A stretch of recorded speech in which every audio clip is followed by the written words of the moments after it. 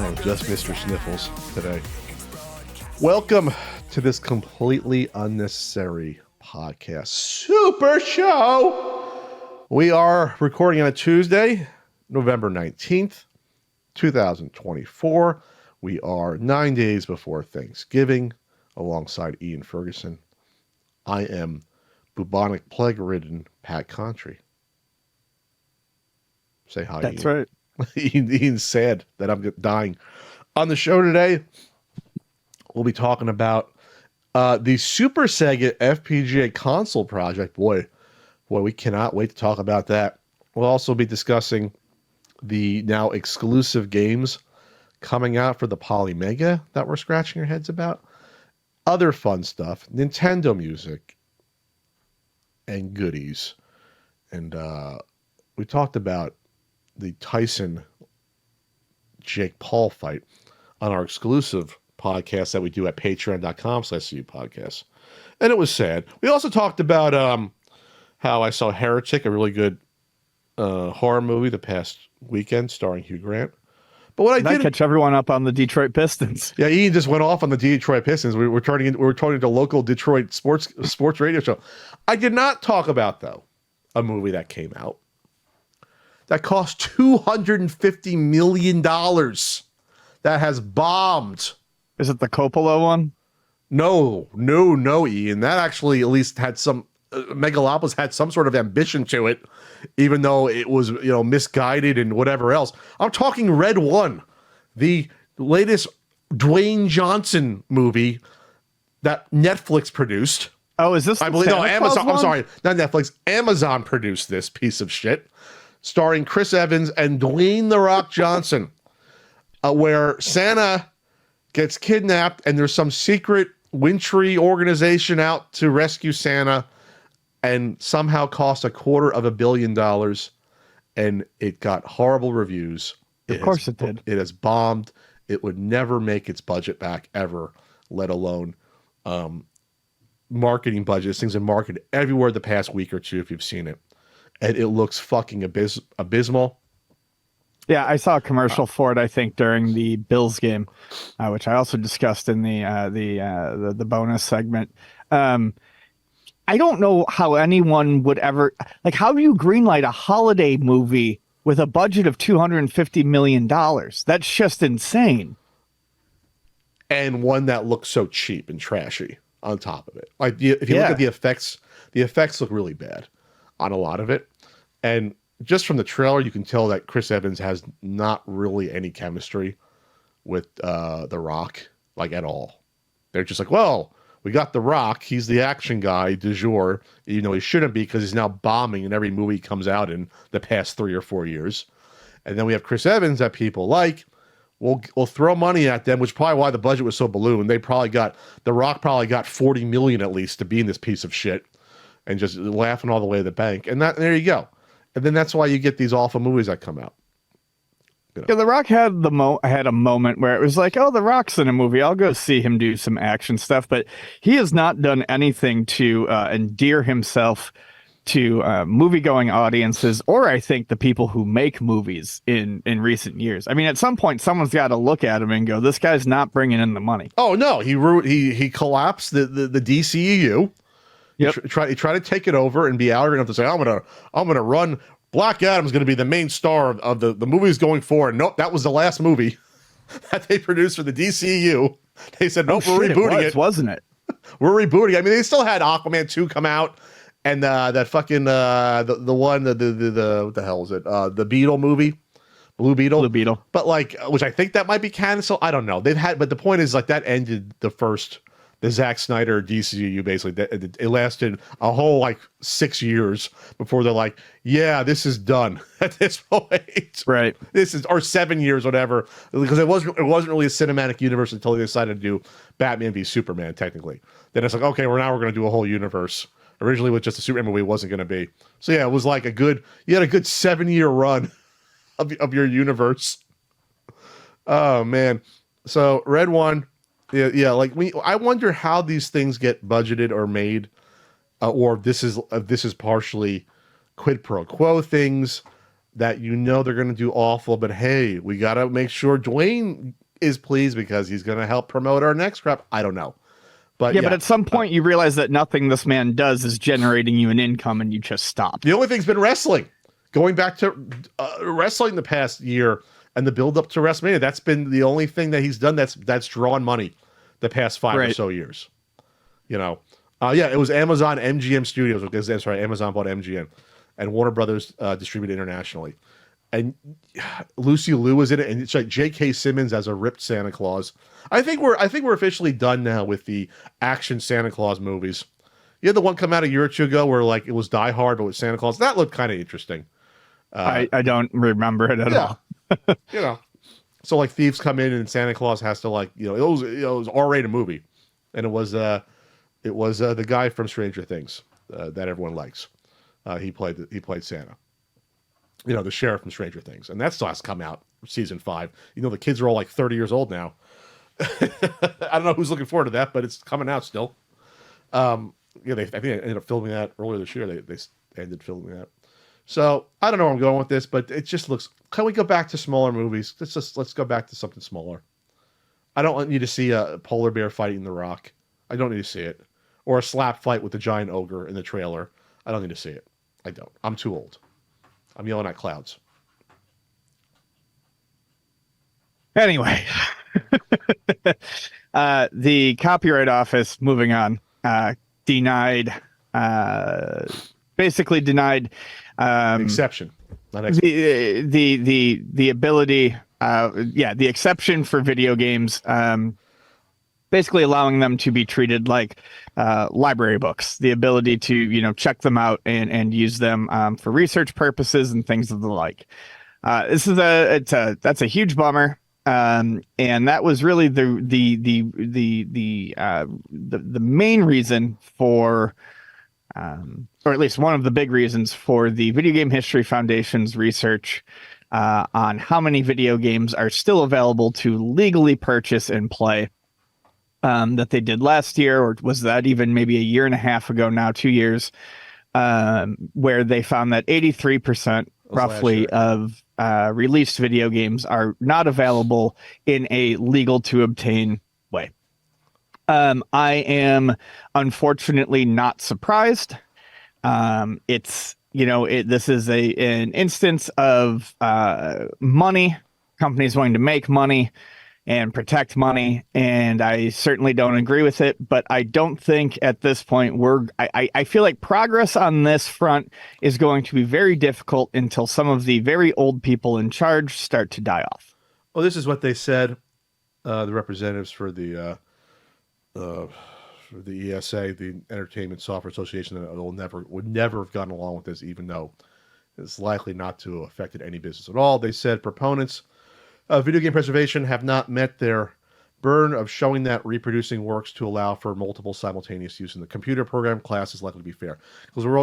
Because the goal of this was to allow, now that they do with certain movies, like if you have a local library, you can digitally rent the movie, and that's what. Right, and you can do digital book rentals and all that stuff too. So they wanted to treat this the same way. So if I'm a researcher, I can quote unquote rent a video game from the computer server at the Video Game History Foundation. In theory, if they had it, I could play this game that's not available, right, easily for purchase, or at a decent price. I guess. So I mean, like I said, no one is surprised about this. The ESA is, they're too close-minded when it comes to this. They probably give an inch, take a mile, sort of stance, which obviously is not correct. During its hearing with the Copyright Office, the VGHF claimed the ESA declared it would never support remote game access for research purposes under any conditions. This is their quote, the game industry's absolutist position, which the ESA's own members have declined to go on record to support, forces researchers to explore extra legal methods to access the vast majority of out-of-print video games that are otherwise unavailable, the VGHF wrote. So I guess that's the only thing I would want to say, that practically this changes nothing in terms of the current access of anything, because let's be honest, people are going to access what they want to access the ways that they can. So that's the only positive news is that business as usual is going to be business as usual, and people will do whatever they want, legally or otherwise, in order to get these games for research or otherwise. So, like the community at large has everything for the most part backed up. Maybe not in one solitary place, but for the most part, every single game that can be backed up that's unavailable for purchase has been backed up, and you can find it. So the question, though, I think about is, but playing it in its original format, that's a whole other different question. But I think preservation-wise, that's what might be more easily lost going down the road. Like, if someone wants to play a Fairchild Channel F game the way they originally played it in 1976, well, 25 years now, how easily is it going to be to find a working Fairchild Channel F and controllers, to play that game? That to me is a question that we're going to have to address at some point. In slightly better news, and this is more just people were more excited about this than I think. I mean, certainly than I was, because it doesn't really change anything. But there's a California law that does change how digital stores word how they sell their games. And what it does is it basically requires a company to properly word how when a customer is paying for a game through an outlet like Steam or Epic or online, or even when you're buying a physical game, such as something like Control, this would matter for. They have to emphasize the fact that you are more closely buying a license to use the game for however long that game exists, as opposed to buying a game and owning it. I'm sorry, you said Control. You mean Concord? Concord, yeah, sorry, Okay. Not Control. I was looking at Control earlier. Yeah, so the point is that when you're buying these physical or digital items, it'll more explicitly saying you are buying a license to play this piece of software, and not that you actually own this. And that's an interesting distinction, because I don't think a lot of people realize that. The casual consumer doesn't realize that when you're buying a video game, you are buying just the license to play that game, and that's it. The difference is, though, is that now the license disappears on a lot of these games, sometimes within weeks. And so if people know that more up front, maybe it might change their habits. Either way, this is the governor of California signed into law. This was back in late September. And so, this should be everywhere, though. It should remind people that, hey, this stuff could disappear and be gone. Yes, it doesn't meaningfully change anything. And I'll disagree with you a little bit. I think most people who are buying games these days, maybe not the youngest kids, but I mean, this has been an issue with gaming for a long enough time now that I think most people know in the back of their head that nothing they're buying is permanent. But at least you have that wording there. It's less that consumers now are acknowledging it now, that they're making businesses acknowledge that what they are selling is not a property. It is not something you own. What they are selling is temporary. And I think in the long run, sure, maybe having that right in front of them will make people think a little bit more about it. It's a small start. It's a step in the right direction. I don't think it's going to change anything meaningfully, but you have to get some of this stuff out of the way before there are meaningful changes. I'll push back on your pushback a little bit, Ian. Not everyone that buys these games are fully knowledgeable about how the industry works. Some could be. I didn't say everyone. I just said I think more people than you give credit for. No. I'm going somewhere. Think about if this is how games were when we were kids. When we were like 8 or 9, the vast majority of the games bought for kids were not by the people that had any knowledge of the video games at all. They were by adults, your uncle, your aunts, your parents. So that still exists, like that sort of a mode of getting these games. What if like some kid just has, I don't know, like besides obviously gift cards, digital gift cards, where it's like, oh, my aunt gave me a $100 Steam gift card or whatever. What if there's like a wish list thing? That my aunt can pick off a game and just buy it for me, and I won't know, like an Amazon wish list.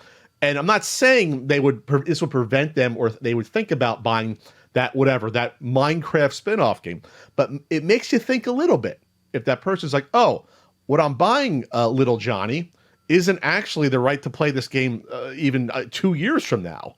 It's just, it could evaporate at any second. I'm not saying that's going to change the buying behavior at large, but it might force, like you were alluding to, the industry then to think about the message it's now being forced to portray to people, to change how they think about the games going forward, how they operate. I will add just a little bit of pushback to your pushback on my pushback, and say that I get what you're saying, but the adults that are buying video games these days are far more knowledgeable about video games in general than the adults that were buying us video games when we were younger. But not everyone's a nerd in a basement like us that knows all about this and this is our career. Like that. In a literal basement. I'm in my parents' basement recording this as I am visiting them in Buffalo. I mean, I still meet people that they play games as they were a kid, but when they got older, they stopped playing it. But not everyone, by and large, as we became adults, we did. But not every adult ended up playing games as they grew older. Some did cut it off at some point. Like my sister stopped playing games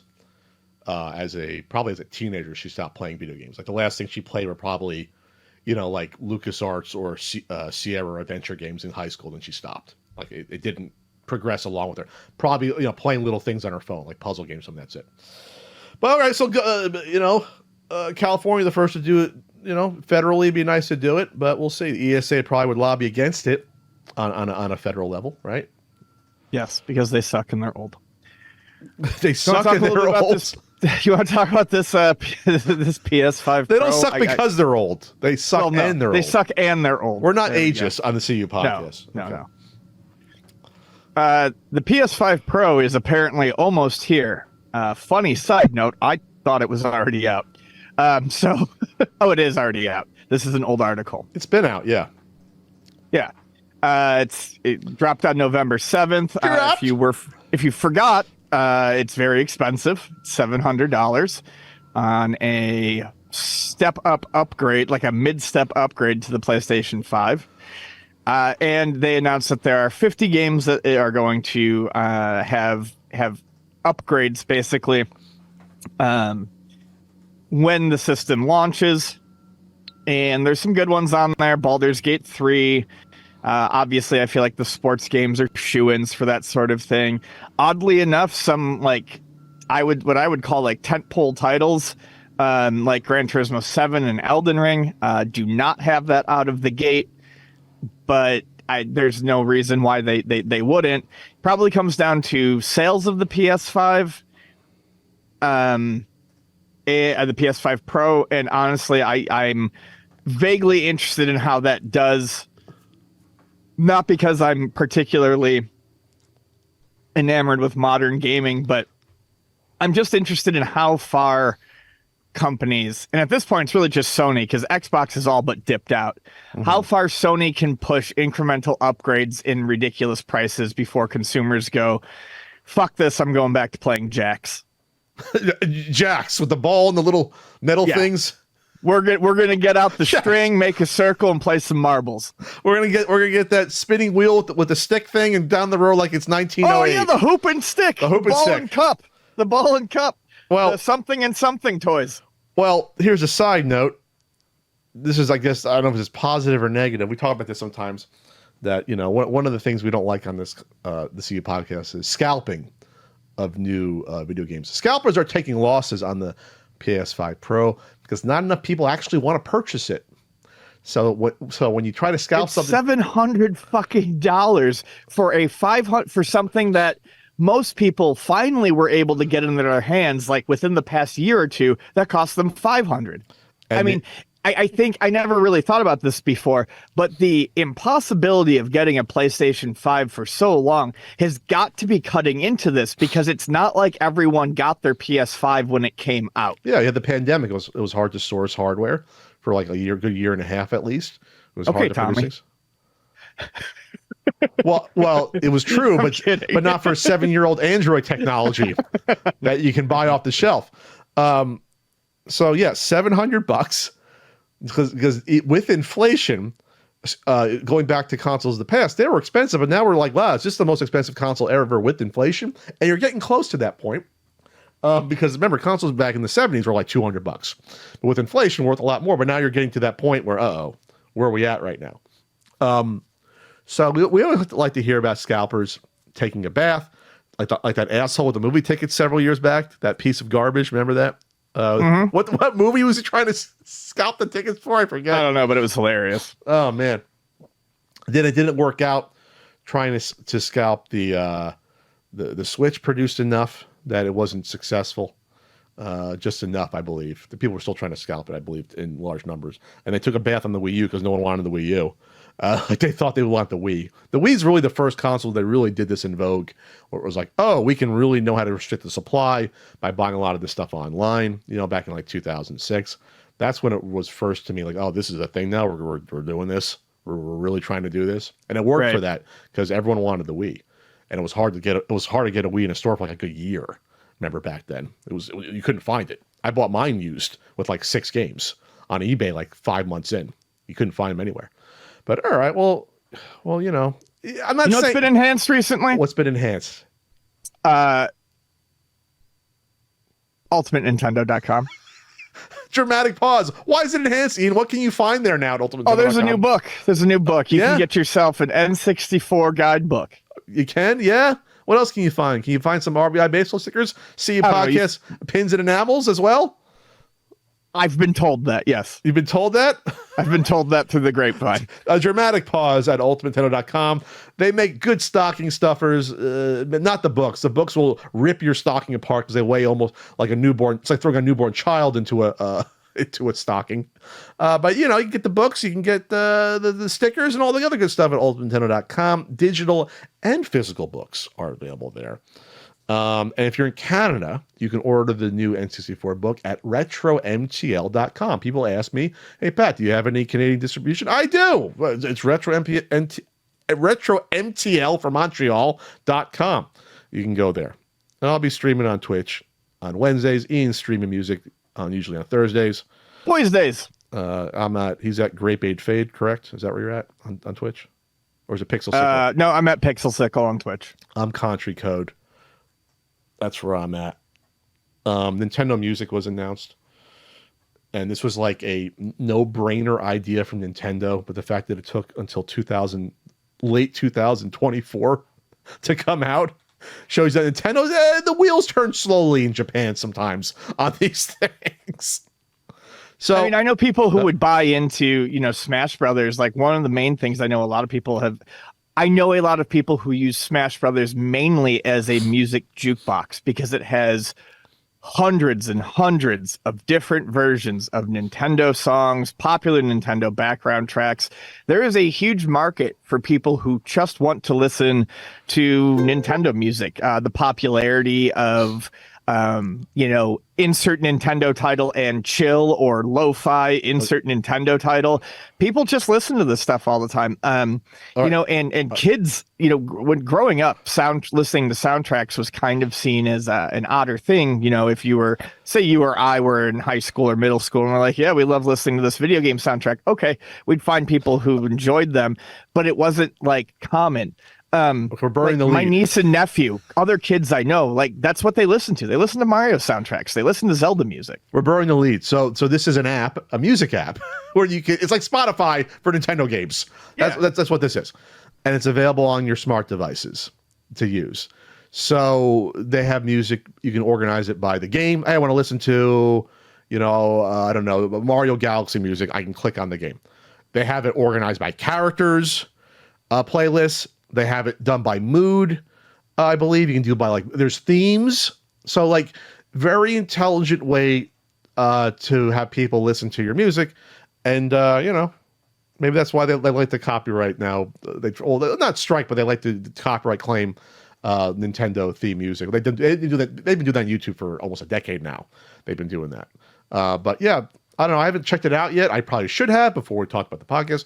Because it's one of those things where I probably wouldn't get into it until I found something. Oh, this is actually cooler than I thought. So I will throw. Yeah, it's one of those things that I want to check out. I mean, similar to what you said, I don't think I'm going to use it, but once I get a little in there and I find something interesting to me, I'll probably end up using it more than I think. And people might say, "Well, Pat, you can listen to the YouTube playlist."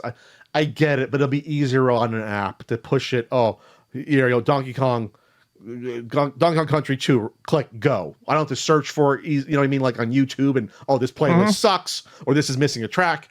It's all there. So I don't. This isn't. You don't have to pay for this, right? This is free. If you have Nintendo Switch Online. That's a good bonus, then, right? That's a good bonus. It's smart to do it. Nintendo has done a decent job, I think, of introducing bonuses for their already fairly cheap online service. I can't really complain. You can customize it. Let's see. You can hide. This is interesting. Haven't finished the game yet? No problem. You can choose to hide soundtracks that might give away the big ending or surprise boss. That's really smart. So that's actually really freaking cool. So if it's a new Zelda game you haven't beaten or whatever, you can say, all right, I don't want to see that. I don't want to go through the playlist. Or whatever. Smart. Nintendo does some smart things.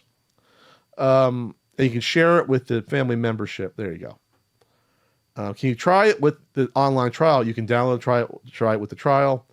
Do I need a Nintendo Switch system to use the app? No, you just need any Nintendo Switch Online membership. So in some world, there'll be someone that will just want a Switch Online membership without a Switch in order to access the music. Hey, you can do it.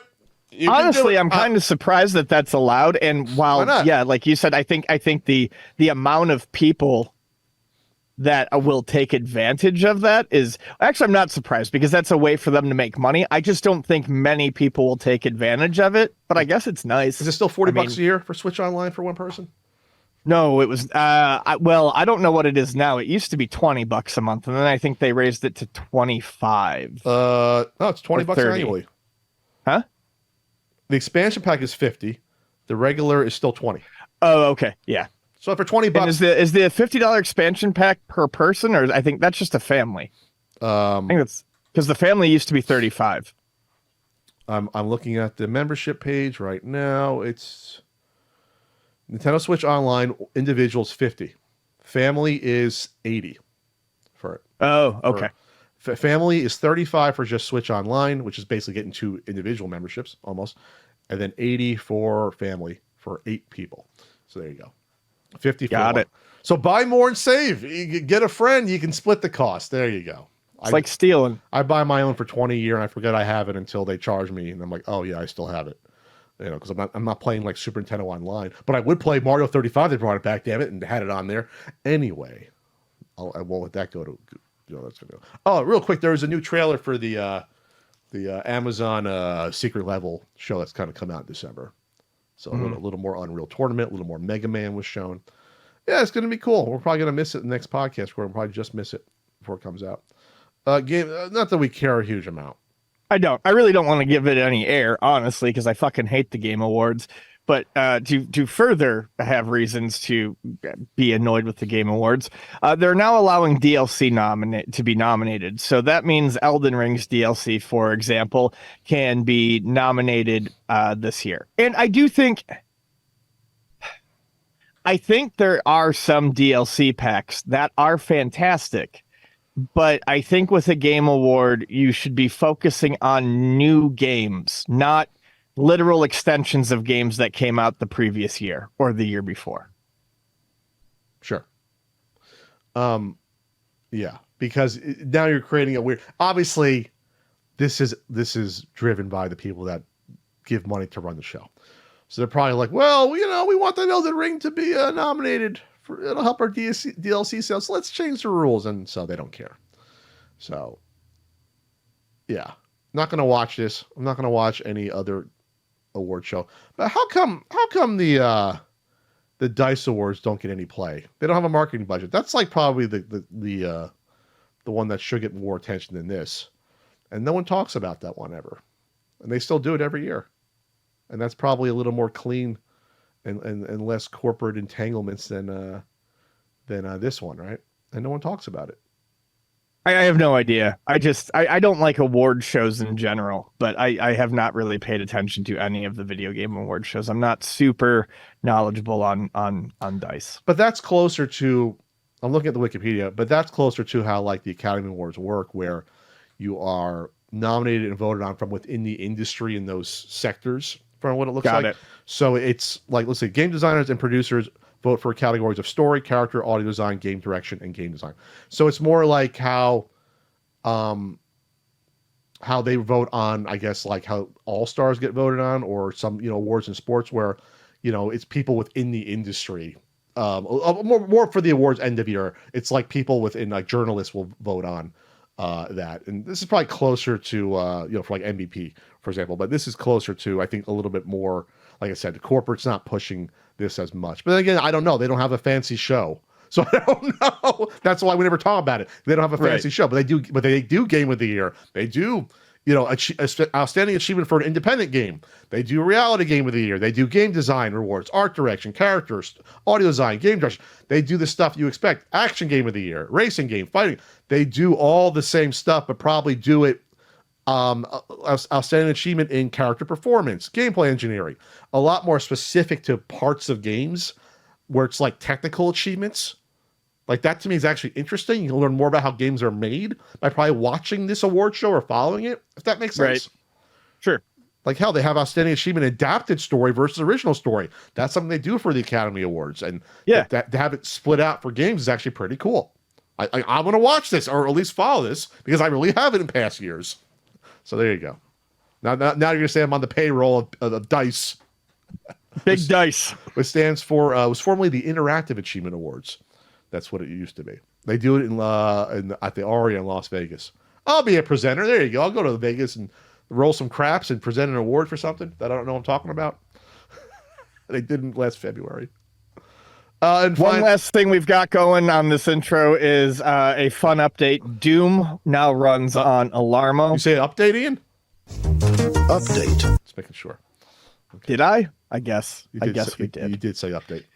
Guess I did. Alarmo. Alarmo we talked about previously. It's the weird alarm clock that Nintendo makes that I am honestly more interested in than I should be. Oh no, you're gonna fall down that rabbit hole. Okay. I just think it's one of those weird fucking things that a company does.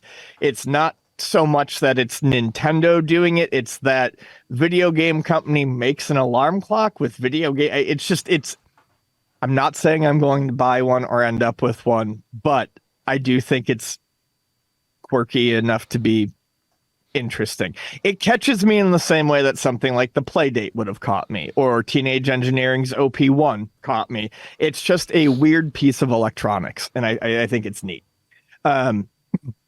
Doom is running on the Alarmo. They have talked about it. Basically, there are some caveats. There's no audio available right now. And the WAD has to be compressed and extracted upon boot up if you're trying to do more, if you're trying to do the full game. However, it says it here in the article from Eurogamer.net by Vicky Blake that the shareware version of Doom can be loaded entirely from USB without any modification of the Alarmo. And Gary Oder-Nichts is the guy who did this. I guess he's fairly well known in some circles for reverse engineering the Wii U. There's links here where you can check it out. It's pretty funny. This is the sort of stuff that I'd like to see. They mention here, in the article, it's a long-running joke that iconic 90s shooter Doom is playable on almost anything, including Fortnite, Balatro, Team Fortress 2, a pregnancy test, a tractor, and a piece of Lego. I get annoyed when some of these get mentioned because, like, the pregnancy test, even the individual who did it was like, this is not technically running on a pregnancy test. Sure. We have got the video from Doom running on a pregnancy test. We've got a very small compressed video file running or something like that. Running the program. It's not the same. Yeah. And like I said, the person who did the pregnancy test one, I used to follow them on Twitter. I don't know if they're on Blue Sky.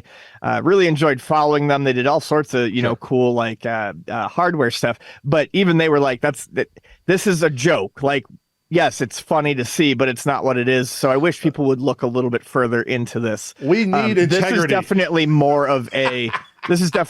of a we've actually got it running on a device. We need integrity in our Doom runs on. We need integrity. Well, for me, it's not an integrity thing, and I realize I'm being silly, but for me, there's a difference in my level of amusement on whether or not we've just found a way to stream video from Doom to a device, or are we actually playing Doom on the device? Yeah, like the bacteria Doom thing was like, all right, now we're just being silly. We're just basically. Well, okay, that was a little bit more amusing because that was that was very weird. It was silly, but yeah, you get what I'm saying. Yeah, absolutely. Okay. Well, there you go. That was our intro.